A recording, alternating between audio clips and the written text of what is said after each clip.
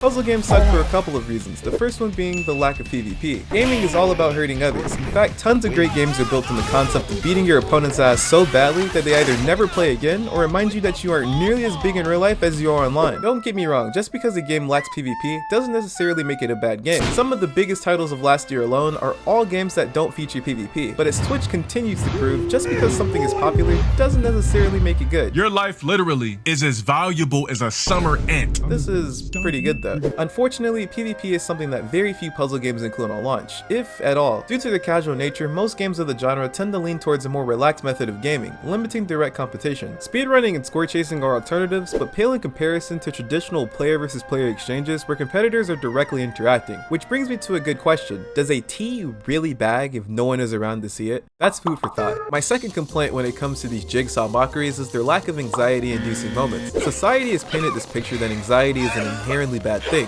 I'd like to argue the opposite. And before I get a comment about how it's ruined someone's life, hear me out. If everything in life was cozy and cute, we'd probably die of boredom. Conversely, if everything in life was scary and panic-inducing, we'd probably die of heart attacks. Assuming the scary thing didn't kill you, in which case that would probably be the cause of death and not the heart attack. My argument is falling apart. The point is, there needs to be a balance, which also applies to video games. Exhibit A, Minecraft. A game filled with countless bland hours of smacking colored blocks until they break. In other words, a sleeping simulator. But despite its boring premise, the game keeps you engaged the whole time. How? Mobs. Zombies, spiders, creepers, all of these mobs create excitement in a gameplay loop that would be far from exciting without them, therefore giving the player just enough anxiety to keep them engaged, but not enough anxiety that they're cosplaying Markiplier. Lastly, puzzle games lack reasonable ways to seek help. The internet has become a place where you can find help for almost anything.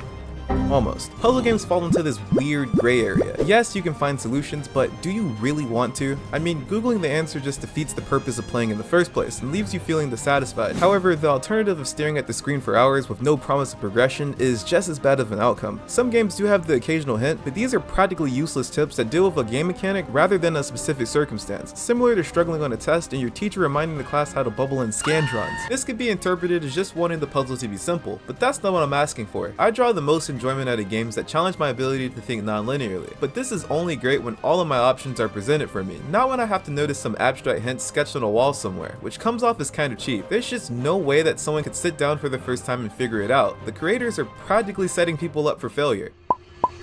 Wait a minute. Being that I'm usually a spectator when it comes to puzzle games, I decided that I may be giving them a bad rep out of ignorance, and possibly a crippling fear that I'm too dense to use basic cognitive skills. Regardless, I've chosen to play some of the most beloved puzzle games on Steam, to hopefully find some middle ground before going insane. Or, well, more insane. The first game on the list is Human Fall Flat, a puzzle platformer which struck me as more of a party game due to you being able to have 8 players in the same lobby. Luckily for me, this game is inherently goofy, which, in case you didn't notice, is kind of my whole aesthetic, so I had no problems entertaining myself solo. Based on the mechanic of grabbing different objects with your noodle arms, there's a bunch of room for expression. However, I feel that this also led to some frustration once I was accustomed to the game's whimsical nature. During my time falling flat, I found enjoyment in the thematic puzzle concept, giving me something new to explore on each map, but also felt that levels could drag on a little too long, exhausting those same themes to the point where they became more tedious than thrilling. Still, despite the few gripes I have with the game, I can say I had fun playing something that accurately embodies what it means to be human, which is something I would soon forget playing the second game on this fraudulent list, Portal 2, a game featuring my subscribers. Hi, I am one of Clutch's very real subscribers, number 117 to be exact. You bet you are 117. Please subscribe, YouTube is on to me. Within the post-apocalyptic world of Portal 2, I was forced to manipulate the laws of physics using a portal gun to appease my robotic oppressors, and it surprisingly wasn't that bad. Portal 2 has a single-player campaign complete with well-rounded characters, including this one, that is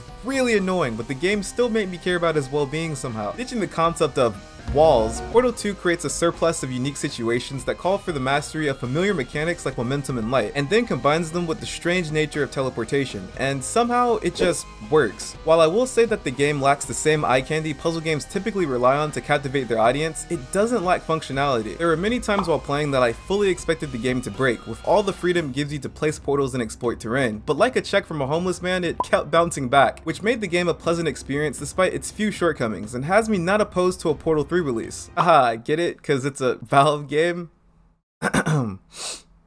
Moving on. Game 3 is one of the strangest experiences I have ever had while gaming. Perfectly displaying what I can only describe as mental unwellness, Superliminal made me redefine what reality was, over and over again, basing its gameplay on the idea of perception, which if you're having trouble making sense of, don't worry, so am I. The one difference being now I have to somehow explain it to the class. Puzzles in Superliminal are made to reflect the dream state of a troubled content creator, giving me freedom to change the size of objects, duplicate things way more than what is necessary, and of course, run ads. Hey, welcome back. The approach the game takes in getting the player to craft solutions is kind of a double-edged sword. On one hand, the game feels very refreshing, being able to pull off things I have never seen previously in gaming. With the whole your perception is your reality concept, I really felt like I could do whatever I wanted to solve puzzles and find secrets, which there's quite a few of. But at the same time, the game can feel very constricting if your perception doesn't quite line up with how the puzzles want you to go about things. There were a few times where I would have had a solution that would work if I didn't hit some unprecedented limit, such as how many times I could duplicate an apple. You don't understand how upset that makes me. Small occurrences like this break puzzle games for me and put me in the mindset of what does the developer want as opposed to how can I solve this, which might sound similar but personally kills my sense of immersion. I also did experience some game breaking by using objects not intended for a solution or getting stuck behind walls I wasn't supposed to have access to. In general though, the game is very well made and I can appreciate the thought behind the puzzles. I see absolutely no fault in putting the player in as many uncomfortable positions as possible to get them thinking in a way that goes against the norm. While I wouldn't agree with the way some of the gameplay pans out, I see Superliminal as one of the most creative games I have ever played, putting me in the correct mind state to play the final entry on my game's too perplexing to play again list. Viewfinder, much like Superliminal, is a game focusing on perspective, but takes that thought in a slightly different direction. If you didn't notice by now, the game holds nothing back when it comes to visual stimulation, going so far as to make every chair usable so you can take it all in. The game is more than just a pretty face though, incorporating its visuals into the main gameplay mechanic of media manipulation. Photos and paintings are basically pocket dimensions, and as far as I can tell have no limits in terms of usage when clearing a stage, giving me freedom to pass or fill challenges in my own way. Personally, I think this is where Viewfinder shined the most, and was happy to see my freedom increase more as the game went on, later being able to take my own photos to pull off all kinds of crazy escape methods. When it comes to downsides, the game has only one, which in my opinion are the characters, with most of them becoming more of an annoyance than actual companions. During my time playing, I found myself doing anything to avoid dialogue, even at the expense of meaningful information. This may have also hurt the story for me, as I genuinely had no concern for the characters or their well-being, making dramatic moments more like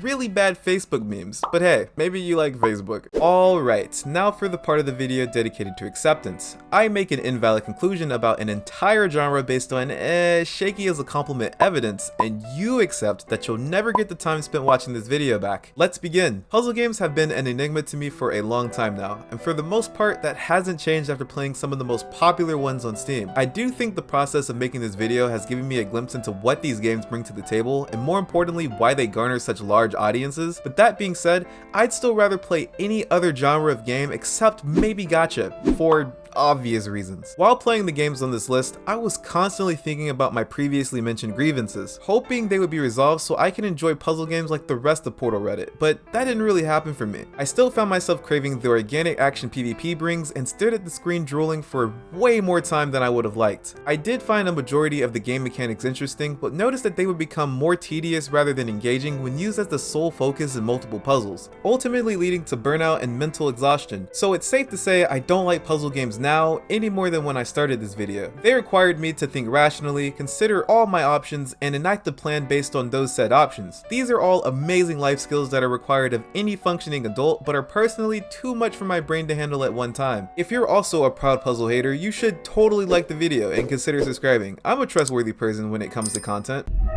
Sometimes. And until Portal 3 comes out, or hopefully sooner my next upload, laters. Haha, get it? Because it's a Valve game. Subscribe, please.